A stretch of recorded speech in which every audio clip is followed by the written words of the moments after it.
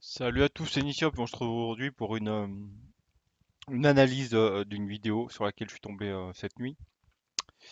Euh, et très intéressante, vous allez voir pourquoi. Donc c'est l'humoriste Raymond DeVos qui va parler de l'absurde et de certains sujets, euh, des sujets assez concrets et de questions principales. Voilà. L'absurdité vient de ce que certaines questions, et les principales, les questions essentielles n'ont pas de réponse. Et que le monde continue à se poser. Alors, vous vous rendez compte d'une inquiétude fondamentale. D'où venez-vous? J'en sais rien. Il paraît qu'on vient des mers, qu'on a commencé par être. C'est la Kant. Ce qui fait vraiment des choses qui font rêver. Et qui êtes-vous alors? Je sais pas, je suis une espèce de machine chimique, un mélange. Ça fonctionne silencieusement. Et où allez-vous alors? Ça, c'est le destin. J'en sais rien, moi. Déjà, il faut. Est-ce que vous croyez? Alors là-dessus, les questions annexes. Vous croyez en Dieu? Vous croyez en une autre vie? Ou bien au contraire? Et puis voilà. Vous avez là des questions essentielles auxquelles on ne peut pas répondre. À partir de ça, il faut vivre raisonnablement. Il faut raisonner justement des choses. Comment voulez-vous qu'il y ait... L'absurdité a toujours existé, de tout temps. Ça fait partie du monde. Ça fait partie de l'étrangeté du monde. Mais je crois qu'au XXe siècle, l'absurde peut se palper. Je crois que c'est pour ça que le XXe siècle, il y a eu le romantisme, il y a eu le classicisme, et puis il y a l'absurde. C'est le XXe siècle. Un amuseur, quel qu'il soit, c'est-à-dire le monsieur qui tout d'un coup fait profession de détendre les gens, parce qu'il n'y a pas assez de sujets amusants. Alors il faut tout d'un coup qu'il y ait des gens comme moi qui en inventent d'autres, pour essayer d'équilibrer, que les gens aient leur content de rire. Bon, alors, je crois qu'il n'y a pas... Alors première petite pause, hein, il n'y en aura pas non plus beaucoup, enfin quand il y en aura je parlerai beaucoup. Euh, voilà. Le rôle, euh, parce qu'après je ferai un parallèle avec le jeu vidéo et le stream, bien évidemment. Le rôle, c'est d'amuser, de faire oublier à la personne, au spectateur, ses problèmes du quotidien. Le problème, c'est que plus on avance, plus c'est difficile techniquement de d'amuser la personne parce que les temps avancent, les personnes on commence à avoir l'habitude des gags, etc. Voilà, c'est ce qu'il va, il va parler de ça après. Pas de raison qu'on ne rit pas de l'absurdité. Parce que finalement, l'absurdité, je trouve qu'elle prête à rire. Parce que, quand je dis l'absurdité, je veux dire le siècle que nous vivons. Particulièrement à rire. Parce que on riait du temps de Molière. On riait des mœurs des hommes, hein, des travers des hommes, mais d'une autre façon. C'était une espèce de chose très, j'en ai dit encore très humaine. Maintenant, on va rire des idées fixes. On ne va plus rire de travers de personnages, parce que les personnages sont affaiblis. Il n'y a plus d'avare, il n'y a plus de Tartuffe. Pas l'avare, c'est devenu un radin, et le Tartuffe, c'est un petit hypocrite qui ment comme tout le monde ment. Bon. Vous voyez, ça c'est fini. Ça a été magistralement dit, en temps voulu par Molière et par d'autres, mais surtout par Molière. Mais nous, si on veut prétendre faire le même métier, c'est-à-dire continuer d'amuser les gens, il faut qu'on prenne les sujets actuels. On n'amuse les gens que par des choses qui les préoccupent. Vous savez bien. Ça, Raymond DeVos, c'était... Voilà, ça c'est la première partie, donc la première mini partie en fait, parce que on va alterner entre un interview où il est chez lui à Paris et sur un plateau d'émission. Il y aura aussi sur le plateau des petits sketchs, tout ça, vous allez voir. Il y a quelque temps, à Paris, chez vous, dans votre appartement. Maintenant, vous êtes ici, à Genève, Je pense toujours devant la même notre chose. public. Hein. Voilà. Alors, ce que je voulais vous demander, vous êtes confronté à vous-même. Est-ce que vous avez modifié votre point de vue? Vous êtes complètement d'accord avec ce que vous disiez il y a quelque temps? Oui, je suis parfaitement d'accord. Comment voulez-vous que je change d'idée comme ça en quelques mois? Je change même pas d'idée en quelques années. Alors, j'ai toujours eu les mêmes idées, j'ai toujours eu le même regard sur le monde. Alors, il est toujours difficile de parler du monde, c'est-à-dire de parler des grands sujets, parce que finalement, on est quand même très peu de choses, quoi. Mais il est évident que je crois que maintenant, moi, je ris par exemple, des choses qui vont trop vite. Hein, on va trop vite, on fait tout trop vite. Je le dis dans mon tour, par exemple, que je rencontre dans la rue un monsieur, les gens marchent trop vite dans la rue, et je rencontre un monsieur dans la rue que je connais, je vais pour lui serrer la main, le temps de faire le geste, il était passé. Alors j'ai serré la main à un autre monsieur, qui lui attendait la sienne depuis quelqu'un, longtemps, depuis un autre monsieur qui était passé depuis longtemps. Enfin, je veux dire, c'est ça, on assiste à des choses comme ça maintenant. C'est comme, par exemple, le feu rouge. Je suis toujours frappé par le feu rouge, parce que maintenant on marche pas, c'est des clignotants. C'est rouge, je marche pas, c'est vert, je fonce. Alors, ça devient presque des réflexes conditionnés qui peuvent devenir extrêmement dangereux. Alors moi je dis par exemple que j'étais pressé dans ma voiture, j'étais pressé. Alors j'arrive à un feu rouge, le feu était rouge, seulement j'étais pressé. Comme il n'y avait pas de voiture, hop, je passe. C'est vrai, il y avait un agent. Alors l'agent me dit, il me siffle, il me dit vous êtes passé au rouge. Bah je dis bah oui, il n'y avait pas de voiture. Il me dit c'est pas une raison. Ah je dis si parce que quelquefois le feu est au vert, il y a des voitures et je peux pas passer. Alors il est devenu tout rouge. Hein? Alors je lui dis vous avez le visage en feu. Alors il est devenu tout vert, alors je suis passé. Alors il y a une identification entre le feu et la tête de l'agent. Enfin, c'est ça, qui devient tout rouge et qui devient tout vert. Vous avez été Après tout, je crois qu'on en est là parce que on finit par ne plus tellement approfondir. La vie, elle est beaucoup plus en mouvement extérieur. C'est une gesticulation, c'est un peu dangereux, hein, mais on n'a pas tellement le temps Les gens sont tellement pris par ce qu'ils ont à faire qu'ils n'ont pas tellement le temps de réfléchir à ce qu'ils font. Ouais. Vous êtes sensible aussi à l'absurde de la circulation des piétons, par exemple, dans les villes. Ah ben oui, je parle de ça parce qu'évidemment, oui, je dis que par exemple, oui, par exemple, parce que quelquefois on me dit mais d'où tenez-vous cette sveltesse? Évidemment, ça prête à rire, forcément. Et je dis que, alors on me dit vous faites de la culture physique, et pas du tout, je fais pas de culture physique, mais je me promène dans la rue aux heures de pointe. Et c'est une culture physique fabuleuse. Traverser la rue, c'est fabuleux, parce qu'on est là. J'y vais pas, j'y vais. Tout travail. Tout ça. Et puis, il s'identifie aux objets, par exemple la valise. Je vous raconte une histoire de valise. Hein. Eh bien moi, je suis tellement distrait que ça m'est presque arrivé sur un quai de gare. J'avais ma valise, j'étais assis sur ma valise. J'attendais le train est arrivé, je suis monté dans le train et j'ai laissé ma valise sur le quai. Et j'aurais pu faire le contraire, j'aurais pu faire monter ma valise dans le train et rester sur le quai. Je crois que ça aurait pu se passer comme ça aussi.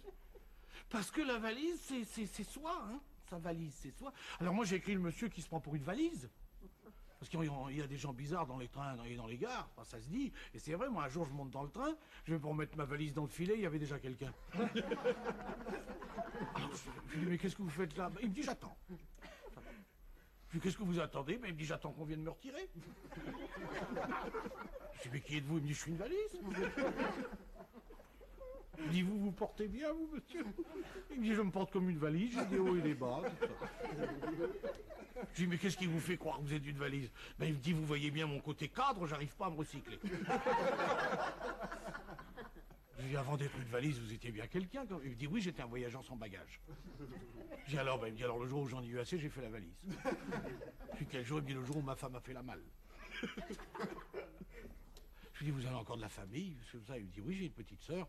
Je dis je pourrais peut-être la prévenir qu'elle vienne vous chercher. Je dis pensez-vous elle n'est pas assez grande, c'est une toute petite valise, il faut la tenir par la main. Alors je dis qu'est-ce que vous trimballez mon pauvre vieux? Il me dit que des effets personnels. Je dis mais enfin monsieur vous ne pouvez pas être une valise, il faut vous ôter ça d'esprit, c'est pas possible. Je ne pouvez pas. Il me dit pourquoi? Je dis parce que vous n'avez pas d'étiquette. Et il m'a dit quel ballot je fais. Ça c'est le genre de comique qui est possible. Moi évidemment. Voilà, premier petit sketch, enfin non, deuxième. Euh, voilà, en fait c'est vraiment ça, De Vos, c'est vraiment des jeux de mots assez fous, hein, ce qu'on voit plus du tout aujourd'hui. Je vais pas plus m'attarder sur les comiques d'aujourd'hui, hein, et moi j'en trouve deux, trois bons, mais voilà quoi, J'ai globalement une vision assez négative de la culture française d'aujourd'hui, donc aussi des comiques par rapport à ce que c'était avant. Voilà. Moi, j'extrapole un peu, bon, forcément. Bon. Mais il y a, Mais c'est possible. il y a un autre comique aussi qui repose, je dirais, sur des choses infiniment plus graves, je dirais presque métaphysiques. Vous avez dit tout à l'heure que l'absurde, c'est le fait de ne pas pouvoir répondre aux questions essentielles, notamment à la question de Dieu. Je crois que vous êtes beaucoup préoccupé de Dieu. Vous avez même un sketch où vous imaginez son retour. Enfin, Oui, parce que c'est... Oui, ça, c'est parce que je dis que j'ai rencontré Dieu. C'est assez audacieux de ma part de dire ça. J'allais dire prétentieux de ma part, mais c'est... Oui, alors, dans un petit village de Lozère, déserté par les hommes. Vous savez, il y a des villages comme ça où il n'y a plus personne. Et alors, en passant devant la vieille église, je sais pas, poussé par une espèce de force et je suis rentré dans l'église. Et là, j'ai vu une lumière incandescente, insoutenable. Et c'était Dieu. C'était Dieu qui priait. Alors je me suis dit, mais qui prie-t-il? Il prie pas Dieu. Pas lui. Il se prie pas lui-même. Et non, il priait l'homme. Il me priait, moi. Il disait, oh homme, si tu existes vraiment, fais-moi signe. Il doutait de moi, comme moi je doutais de lui. Alors j'ai dit, Seigneur, je suis là. Oh, il a dit miracle. Une humaine apparition. Alors je dis, Seigneur, mais comment pouvez-vous douter de l'existence de Dieu, puisque c'est vous qui l'avez créé? Il m'a dit, oui, mais il y a tellement longtemps que j'en ai pas vu un dans mon église, que je me demandais si ce n'était pas une vue de l'esprit. Alors je dis, mon Dieu, vous êtes rassuré maintenant? Il m'a dit, oui, je vais pouvoir leur dire là-haut, l'homme existe, je l'ai rencontré.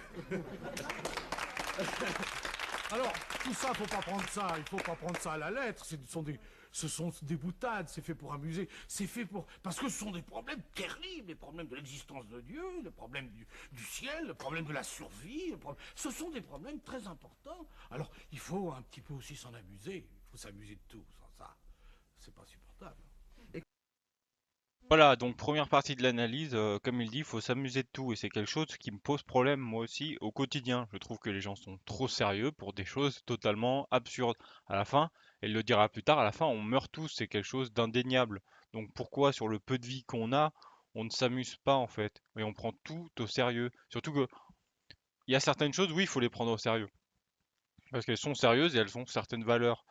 Après, vous me direz oui, mais c'est parce que toi, tu donnes pas de valeur à ceci, mais une autre personne donne des valeurs à cela.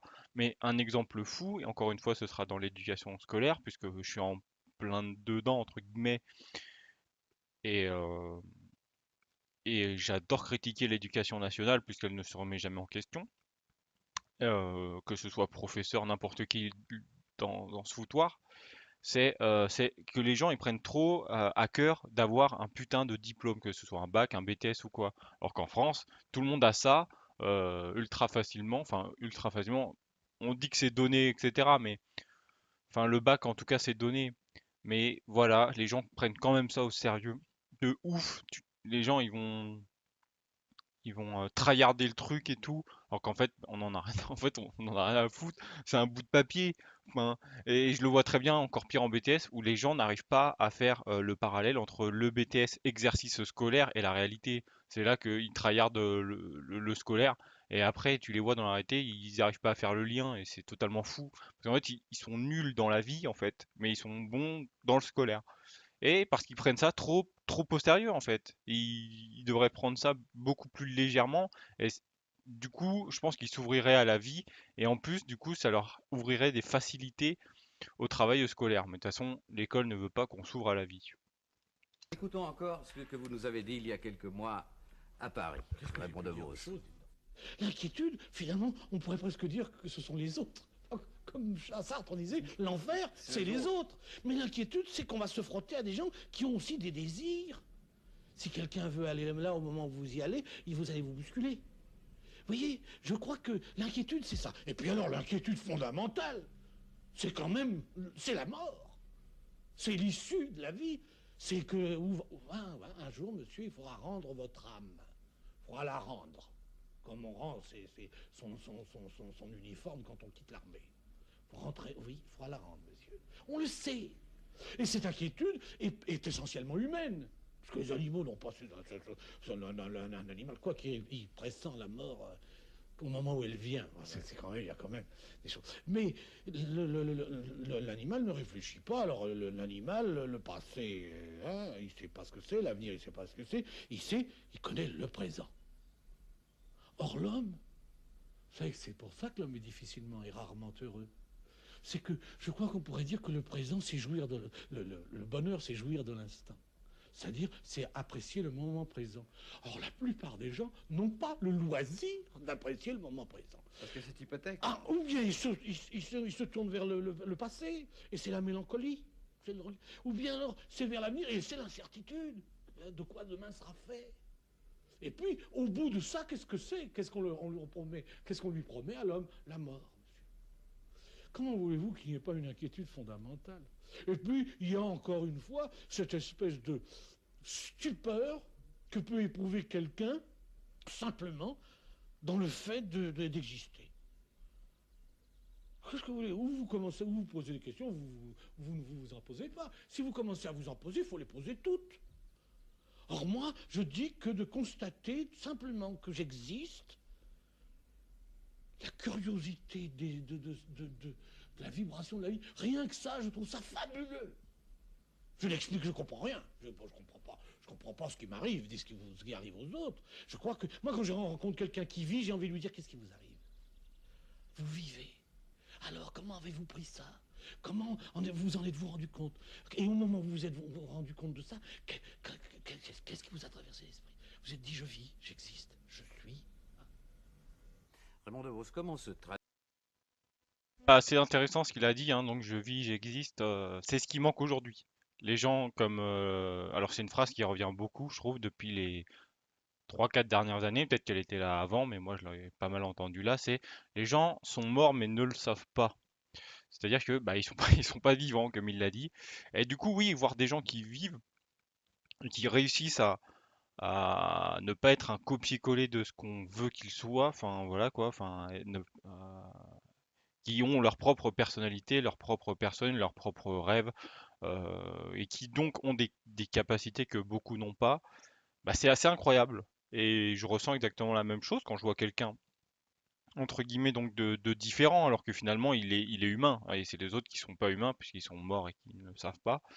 Et voilà, c'est ultra important, c'est ultra intéressant, c'est ce qu'il faudrait encore une fois apprendre les bases à l'école que la vie est quelque chose d'assez incroyable et qu'il faut en profiter et arrêter de dire de faire le schéma brevet bac études supérieures, 40 ans de travail, maison, femme et enfant, et mort, retraite, enfin et retraite et mort. Et bientôt il y aura même plus la retraite. Bref. Traduit dans vos créations l'inquiétude de la mort, justement. Ben, j'en parle pas tellement, vous savez, là j'en parle parce qu'on me pose des questions, il faut bien y répondre aussi de temps en temps, même aux questions qui n'ont pas de réponse. Mais la mort, moi, la mort, bien sûr, voilà, c'est important pour moi parce que ça justifie tellement de choses. Ça justifie le rêve, parce que si on était bien dans la réalité, on n'éprouverait pas le besoin de rêver. Rêver, c'est s'évader de la réalité, là. Et le comique, c'est aussi une évasion. Le comique, c'est une absurdité, c'est-à-dire une irréalité. Et les gens rient parce que tout d'un coup, ils oublient le présent, ils oublient l'instant présent. Oui. On passera tout à l'heure au thème, d'ailleurs, de l'évasion. Oui, mais ce problème de la mort me préoccupe parce que vous en avez parlé. Vous dites maintenant, bon, bah, il faut bien répondre aux questions qu'on nous pose. Mais c'est tout de même une chose qui circule. Oui, c'est un problème. Moi, de toute façon, c'est inéluctable. Alors moi, ces problèmes inéluctables, ben, ils sont inéluctables, alors il faut les admettre. Et je discute pas tellement de la même mort. La mort, c'est presque une chose normale de la vie. Ouais. C'est plutôt la maladie qui me tourmente, c'est la douleur. Je ne comprends pas la douleur. Elle me semble inutile. Enfin, mettre la douleur sur le dos d'une expiation me semble... C'est quand même, ça ne s'explique pas bien. Ou l'aliénation, par exemple, je pense à cet homme qui a perdu la tête dans votre tour. Ah oui, oui, mais c'est pas...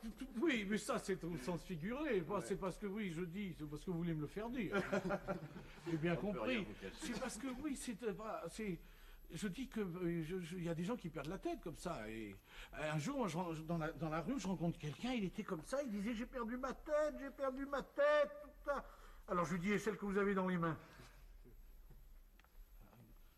Il me dit, qu'est-ce qu'il y a dans mes mains? Il me dit, il n'y a pas de tête dans mes mains.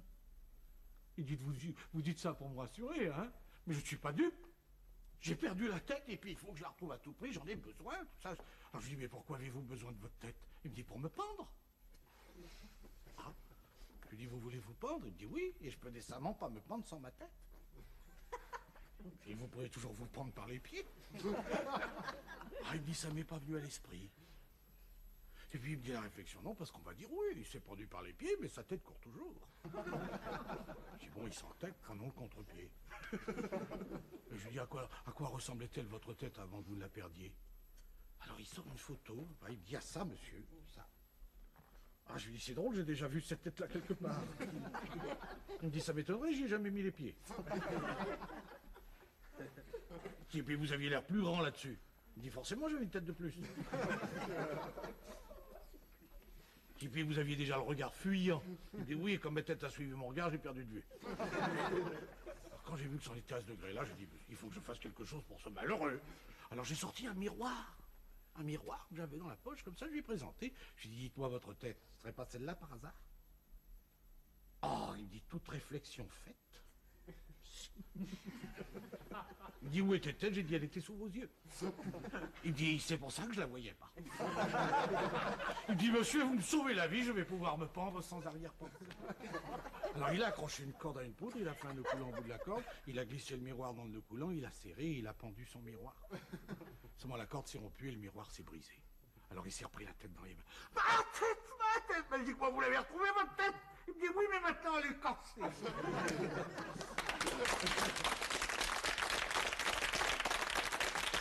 que je dis que... Hein, voilà, encore une fois, venez me dire que ce genre de comique existe encore aujourd'hui, s'il vous plaît. Mettez dans les commentaires des comiques qui sont comme ça aujourd'hui. Voilà. Je pense que c'est ça maintenant, le comique maintenant, pour qu'il soit intéressant, il faut, j'en disais deux mots tout à l'heure, il faut que ce soit, c'est sur les idées fixes maintenant, c'est sur les névroses. Enfin, le comique du monsieur qui tombe, c'est fini. Ça existait, bon, ce comique essentiellement physique, c'est le comique que l'on a toujours connu. Mais je ne pense pas du tout que ce soit le comique de demain. Je pense que même dans quelques années, on ne rira plus du tout à quelqu'un qui tombe. Mais on rira à quelqu'un qui aura une idée fixe, qui dira « je suis en retard ». Oui, monsieur, mais il faut prendre un billet. Mais je suis en retard.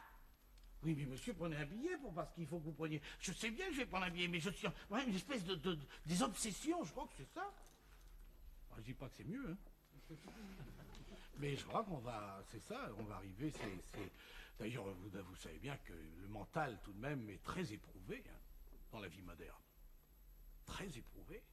Des fous, il y en a pas mal. Moi, je suis pour la folie, mais pas celle que l'on soigne. Laquelle? Pour une espèce de brin de folie, c'est-à-dire de damer le pion à la raison de temps en temps. Seulement, il faut savoir retomber sur ses pieds. Et vous damez le pion à la raison, disons, à travers des démontages, par exemple, des mécanismes du langage. Enfin, c'est le fond de... Mais vous savez, le raisonnement, c'est quelque chose de fabuleux. Et quelqu'un qui sait raisonner, il peut très bien être dans une position de force tout le temps. Moi, en face d'un agent de police, par exemple, on est parfaitement désarmé. Parce que l'agent de police, il a la loi pour lui, son carnet, son truc, et il dit, passez-moi vos papiers. Et moi, je trouve ça terrible. Moi, j'ai peur, moi, quand je vois arriver un agent qui... en plus, il prend son temps. Comme les gens forts. Il arrive. Et vous êtes pressé. Vous avez vos papiers. Eh bien, moi, je trouve que ce qui est formidable, c'est lui damer le pion. C'est de dire, de la part de qui il dit de police, eh bien, je lui dis, je vous crois pas. Puis j'ai l'uniforme, mais justement, il vous va pas. Et petit à petit, on démolit sa puissance par des mots irréfutables. Il faut que ce soit à droit, quand même. Il dit, mais il y a mon portrait, je suis en uniforme. J'ai dit, justement, il vous va pas. Mais c'est ma tête. Ben, je dis, elle me revient pas. Et le type, au bout d'un moment, il ne peut plus rien dire. Et à un moment, je dis, alors vous pouvez prouver que vous êtes agent? Il me dit non. Ben, je dis alors, je vais vous emmener au poste. Et je l'ai emmené au poste. Et le commissaire a dit encore lui. Votre comique est une arme de subversion, en fait. Ben, je crois que ce genre de subversion, du moment qu'on rit, c'est pas dangereux. C'est ça qui est fabuleux. C'est pour ça qu'on devrait rire de tout. C'est pour ça que moi, quelqu'un qui vient expliquer un programme dramatique à la télévision sans rire, il me fait peur. Un programme électoral, c'est d'un sérieux. C'est pour ça qu'on n'y croit pas. Comment voulez-vous croire à quelqu'un qui vous promet le bonheur et demain ça ira mieux? Et puis ça, non. Mais non, c'est pas... Non, c'est faux. Les gens, il faut quand même définitivement les prendre pour des gens intelligents. C'est important de considérer que les gens sont intelligents, qu'ils sont capables de comprendre, qu'ils sont capables de réfléchir. C'est pour ça que l'humour, c'est formidable, parce que, évidemment, on demande aux gens de comprendre et de s'en amuser. Parce que je crois que quand on comprend vraiment les choses, on s'en amuse. Eh bien, Raymond Devos, on ne va pas anticiper sur le chapitre suivant. Maintenant, nous allons écouter la troisième. Voilà, chose très importante, hein, il faut penser que les gens sont intelligents, hein, quelque chose qui a totalement disparu en 2019, hein, mais bon, c'est un problème qui est présent depuis maintenant quelques années, hein, au minimum 10 ans. Voilà, partout, et encore une fois en scolarité, puisque c'est mon milieu, on ne nous prend pas pour des gens intelligents. Alors sur le mini sketch là sur le policier, on pourrait très bien le faire avec des professeurs ou, euh, ou même avec les élèves de la classe, parce que presque personne ne sait raisonner en fait. Donc on peut vraiment y jouer comme ça, sur les faits, les éléments.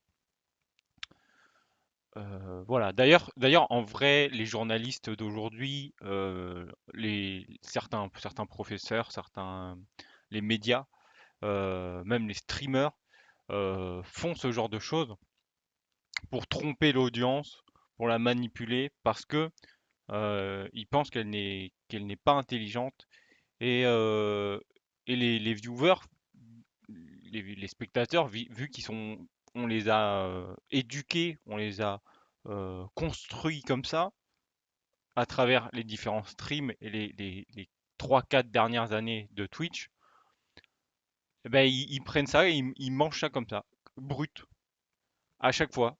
Toutes les choses sont brutes, j'en reparlerai après, mais voilà, ils prennent tout brut. Et du coup, eh ben, ils s'en amusent. C'est une manipulation de masse, hein, puisque c'est des milliers de personnes, des milliers de spectateurs.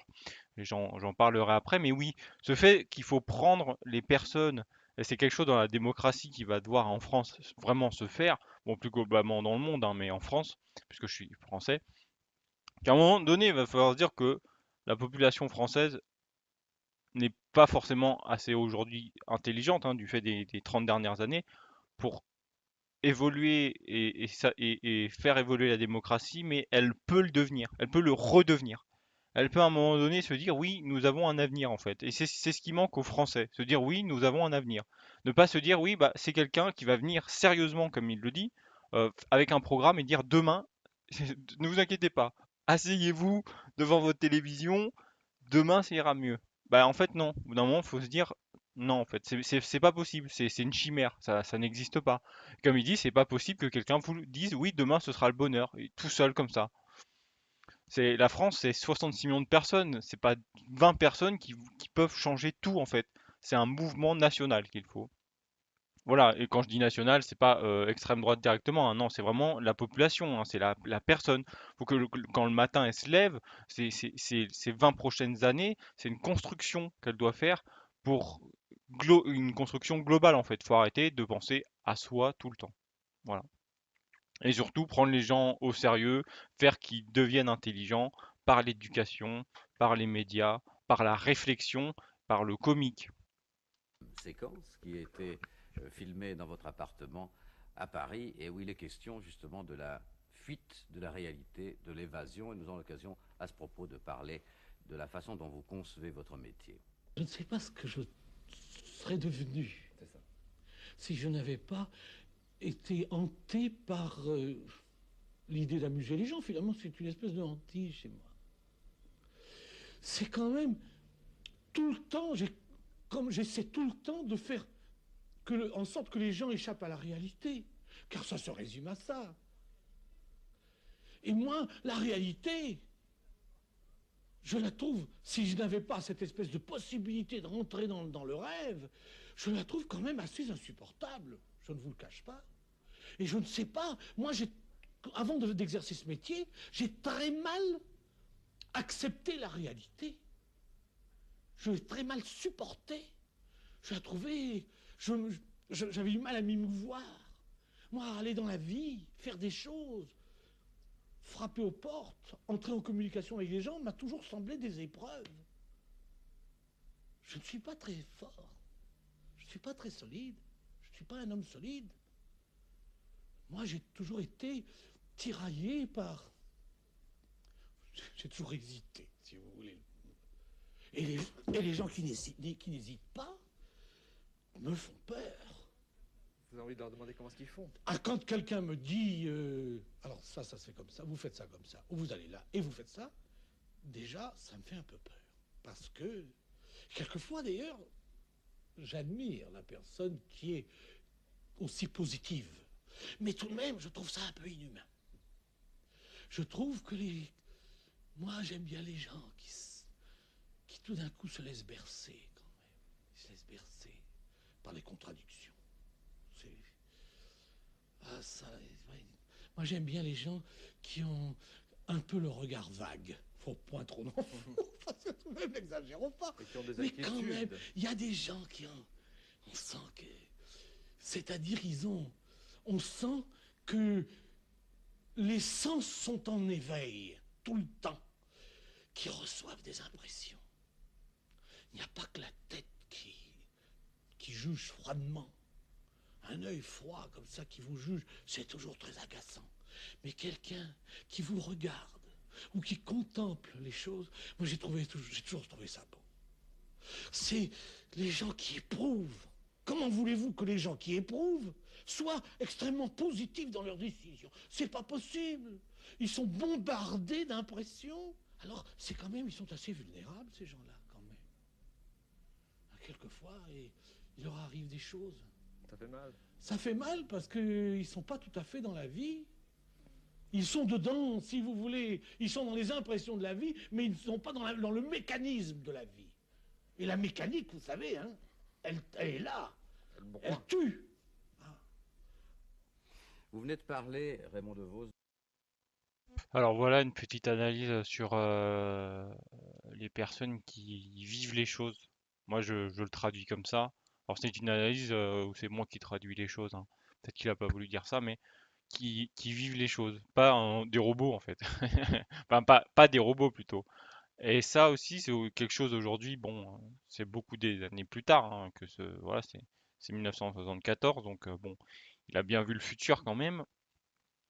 Eh bien, aujourd'hui, c'est vraiment que ça, quoi. C'est des gens qui ont tous des putains de regards froids quand t'arrives. C'est directement, bon, ils disent à peine bonjour. Ça, c'est un vrai problème qui commence à s'installer, hein. Les gens, ils disent plus bonjour en fait. Quand tu leur dis bonjour, ils sont étonnés, ils répondent pas. C'est incroyable.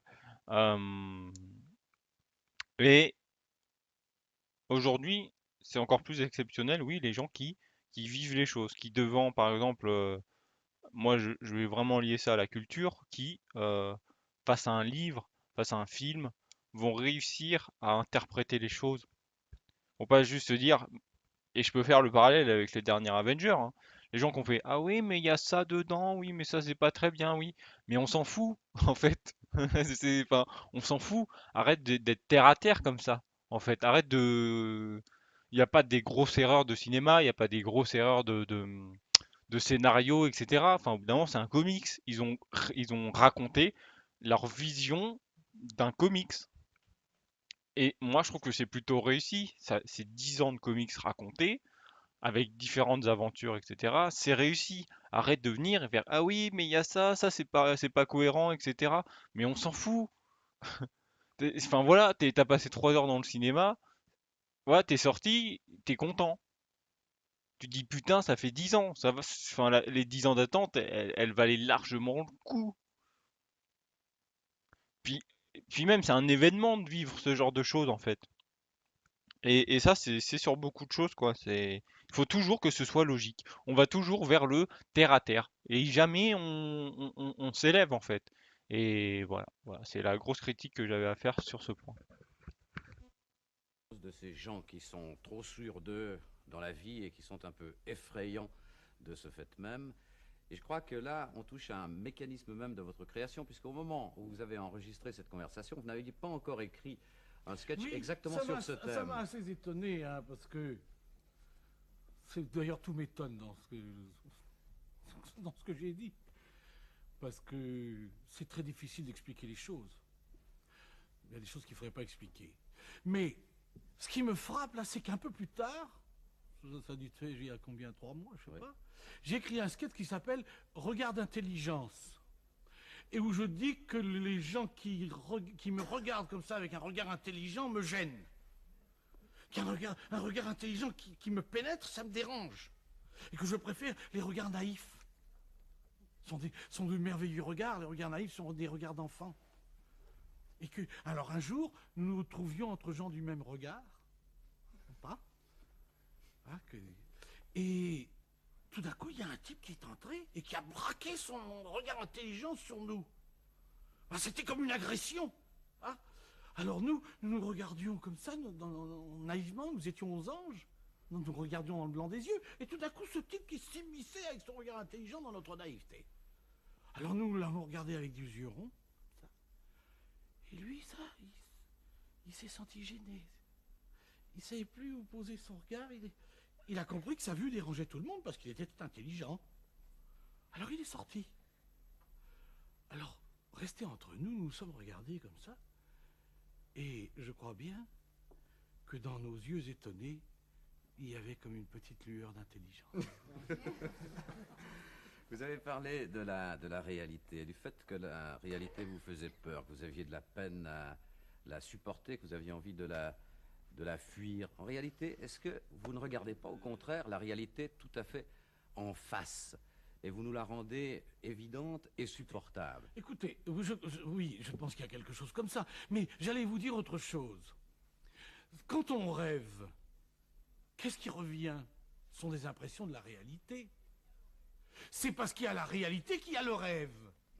C'est parce que la réalité est puissante qu'on la ressent et qu'on la traduit qu'il y a le pouvoir de l'imagination, par exemple. Il y a la réalité du rêve. Bon, s'il n'y avait pas de réalité, il n'y aurait rien. Parce que tout passe par la réalité. Mais je trouve que cette réalité, elle est quand même... Écoutez, dès qu'on regarde ce que c'est que la Terre, c'est une boule qui est fermée, qui tourne. Bon, enfin, on va pas faire une leçon de géographie, mais je veux dire, là, c'est tout, on est enfermé. Et encore, on est arrivé à faire un saut sur une autre planète, sur la Lune. Ce qui est déjà quelque chose de considérable. Mais la Terre, on fait très vite le tour de la Terre maintenant. 3 fois le tour de la Terre, très vite. On est enfermé. Alors on est déjà enfermé sur le globe, on le sait. On est enfermé en soi-même. Moi, je suis dans ma peau à moi de Vos, et chacun est dans sa peau, vous êtes dans la vôtre. Et puis, on ne changera jamais de peau. C'est fini.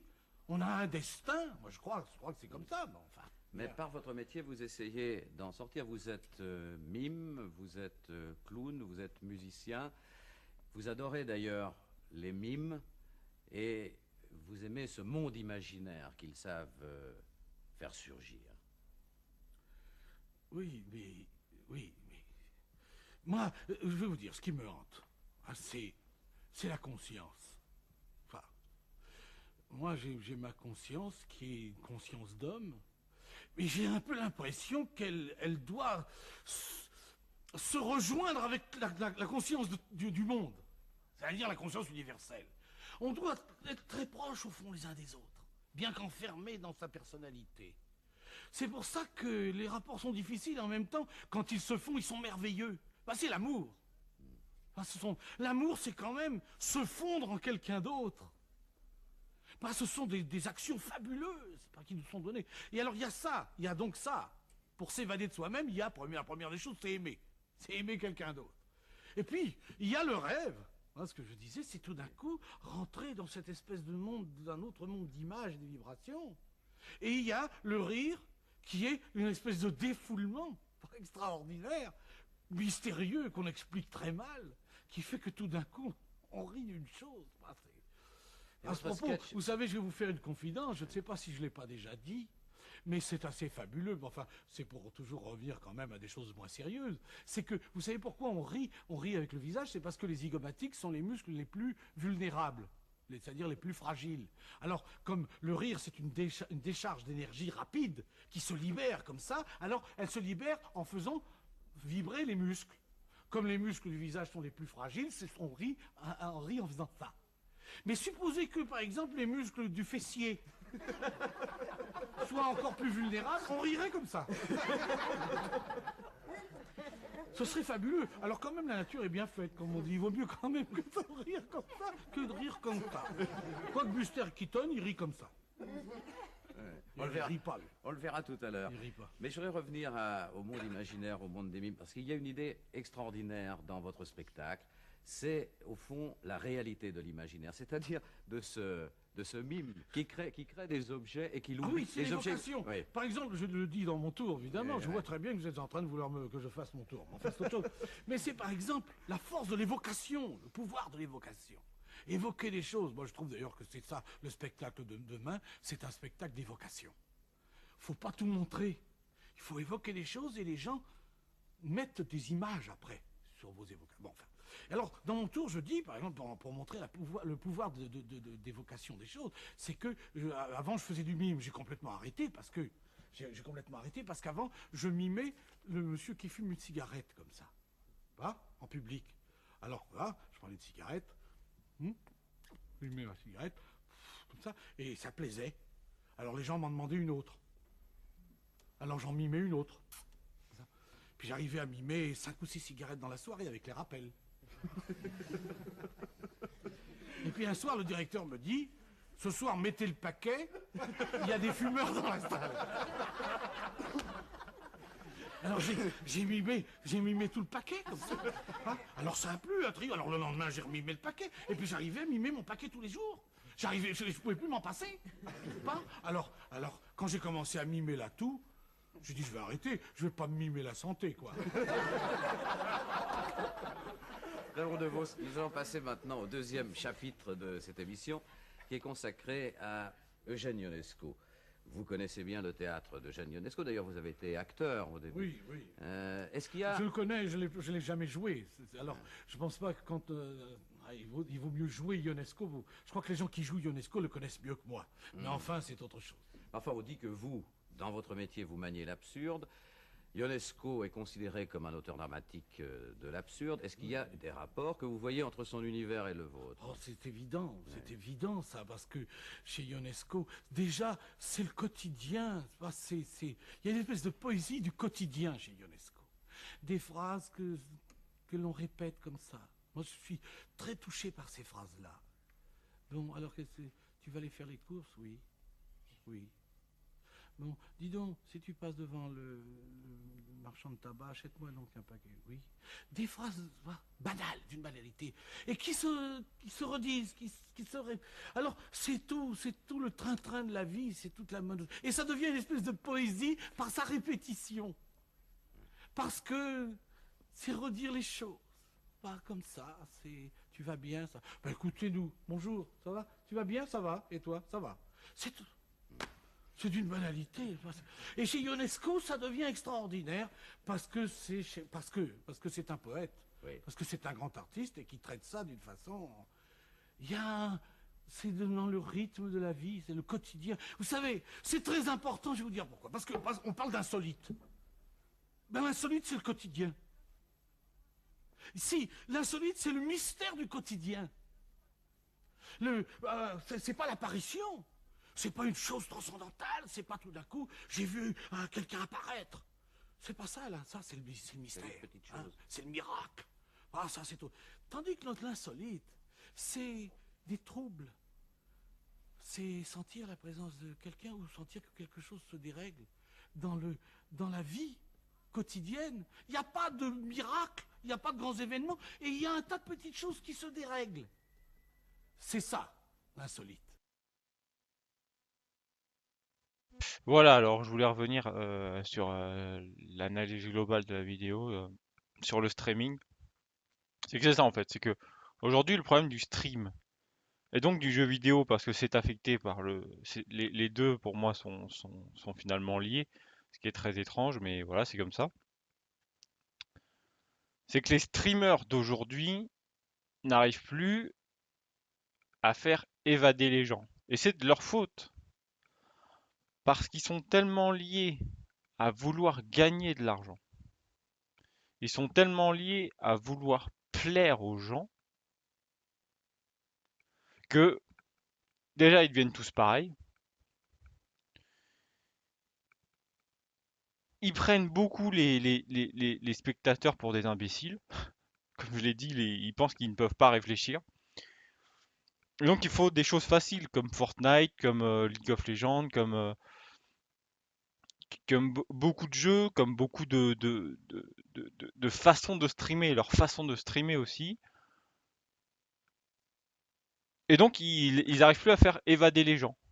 Eux-mêmes, à mon avis, ne prennent plus plaisir à jouer aux jeux vidéo. Et le problème, c'est que le jeu vidéo évolue avec ça, en fait. C'est-à-dire que les jeux vidéo sont de plus en plus faciles. Les jeux vidéo sont de plus en plus en DLC parce que il faut vendre en fait. C'est un marketing. Et les streamers sont rentrés dans ce marketing-là, ce qu'ils n'auraient dû jamais faire. Alors je veux bien qu'ils fassent de l'argent, etc., fassent de la publicité et tout, mais au bout d'un moment ils sont allés trop loin et ils peuvent plus faire demi-tour.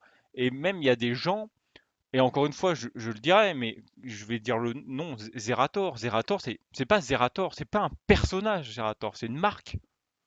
C'est une marque publicitaire, c'est une marque publicitaire, mais qui fait pas sa propre pub, qui fait la pub des autres, qui vit sur le dos des autres et qui utilise d'autres personnes aussi, en plus carrément entre guillemets non salariés, puisque c'est une secte d'une partie, mais pas forcément péjorative, hein, mais, à l'extrême, comme une secte, quoi. Mais voilà.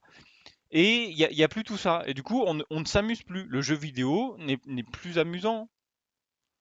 Alors, beaucoup vont dire oui, mais c'est ton avis, etc. Mais c'est d'une certaine façon la réalité. Euh, enfin, un truc de ouf, c'est Epic Games qui maintenant peut faire tout et n'importe quoi en fait. On a tellement filé de pognon, enfin les gens, parce que moi j'ai filé zéro à Epic Games, mais les gens ont tellement filé de pognon à Epic Games que maintenant ça y est, ils peuvent faire tout ce qu'ils veulent. Ils peuvent faire tout ce qu'ils veulent. Ils ont ça n'a aucun sens. En fait, il faut, ils rachètent tout, ils font ah bah on va faire ça maintenant, ils peuvent faire ça, ils peuvent faire tout ce qu'ils veulent. Et c'est entièrement de la faute de l'acheteur, c'est entièrement de sa faute en fait. Parce que hop, je paye un skin, je paye deux skins, tac tac tac et tout. Et les streamers qui font de la publicité, les youtubeurs qui font de la publicité, tac tac tac. Et derrière Epic Games, hop, ils sortent l'argent, tac tac tac. Et le pire, c'est que les gens ils sont choqués. Parce qu'il y a une Coupe du Monde de Fortnite et où il va y avoir des millions, des milliards, 1 milliard d'euros, ou enfin de dollars, enfin des sommes astronomiques. Et il y a des gens comme Zerator, pareil, Zerator aussi, comme Sardoche, comme plein d'influenceurs, déjà influenceur quoi, mais il est absurde ce terme, il a rien à faire dans le monde du jeu vidéo en fait, c'est une passion, c'est un truc où tout le monde s'amuse, c'est des communautés et tout, influenceur c'est quoi? C'est le marketeur, le marketeur qui sait jouer aux jeux vidéo. C'est-à-dire que à l'époque les journalistes savaient pas du tout de quoi ils parlent et encore aujourd'hui du jeu vidéo, donc maintenant on paye des gens, des influenceurs, donc des gens qui savent jouer aux jeux vidéo et c'est des prostituées, mais eux au moins ils savent parler du jeu vidéo, ils vendront à des gosses de 15 ans Fortnite.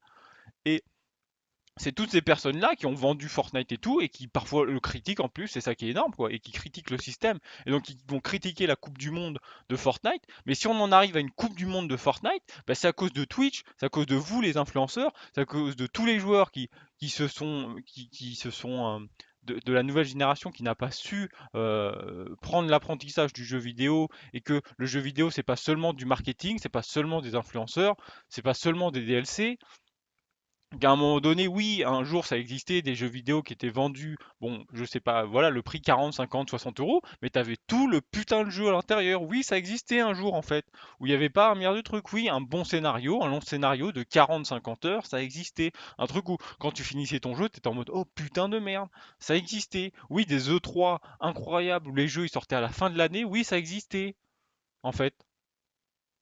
où Sony, Microsoft, Nintendo sortaient enfin les jeux. Et c'était pas des jeux qu'on attendait depuis 5 ans. Non, je fais pas un clin d'œil à Days Gone que j'ai vu à l'E3 2015 les premières images et qui sort en 2019. Et donc quand on te montre les images, et d'ailleurs on me montre les mêmes images, c'était les mêmes images que aujourd'hui en fait. Le jeu il a pas changé, c'était toujours l'autre avec sa moto et une horde de zombies. Donc ça, et quand on monte des images, ça fait déjà quelques temps que le jeu est en train d'être fait et on attend 5 ans. 5 ans pour ça. Enfin, normalement, un jeu qui a 5 ans, il a 18 sur 20, à moins que les mecs ils aient échoué, c'est un échec. Pour moi, un jeu où ça fait 5 ans que tu teases le truc, et c'est Sony, bon certes, c'est pas une grosse boîte, je crois, qui a fait le jeu, mais quand même, quoi, c'est Sony qui tease le truc et tout, pour moi, c'est pas possible. Ça ne, c'est pas possible. Et, euh, et voilà, c'est tout ce système que, euh, que je voulais dénoncer avec cette vidéo, c'est que vous, vous avez perdu l'essence même de ce qu'est le jeu vidéo en fait. Et l'humour en a pâti aussi d'une certaine façon, hein, bah, pas comme le jeu vidéo, mais comme la culture globale de toute façon en France, hein, on a pâti globalement. Mais moi, bon, moi je suis spécialisé dans le jeu vidéo parce que bah voilà, ça fait maintenant des années que je joue. Je parle beaucoup de Twitch parce que je l'y suis dès le départ, hein. C'était même pas Twitch au départ, c'était, je sais plus comment ça s'appelle, l'autre plateforme et tout.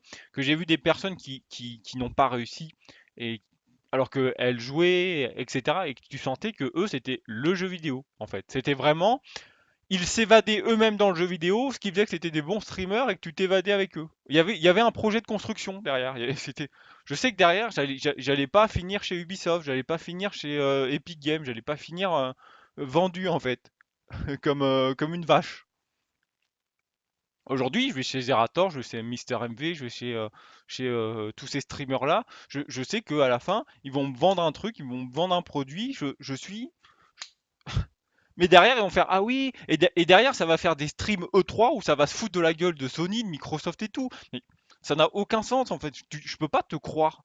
Parce que toi-même, tu vends sur Twitch ça. En fait, tu vas aller, tu vas te prostituer et tout, et derrière, quand il y a l'E3, t'es là en mode ah Sony, ils font un truc, ouhou, c'est rigolo. Mais et Fortnite, encore une fois, on est le meilleur exemple. Vous avez créé Fortnite, donc maintenant fermez-la, fermez-la. C'est vous qui avez créé les choses. C'est pas Fortnite qui a réussi à s'introduire dans le monde du jeu vidéo et faire ah bah c'est bon, on est les meilleurs et à vendre tout chez. Il n'y a aucune obligation. Du coup, voilà, ce qu'il faut aujourd'hui, c'est que le jeu vidéo redevienne une source d'évasion et plus une source de vente. Voilà, c'est à peu près globalement ce que je voulais dire dans cette vidéo. Après, il y a plus que ça, hein. Moi, je l'ai seulement cloîtré aux jeux vidéo et au stream.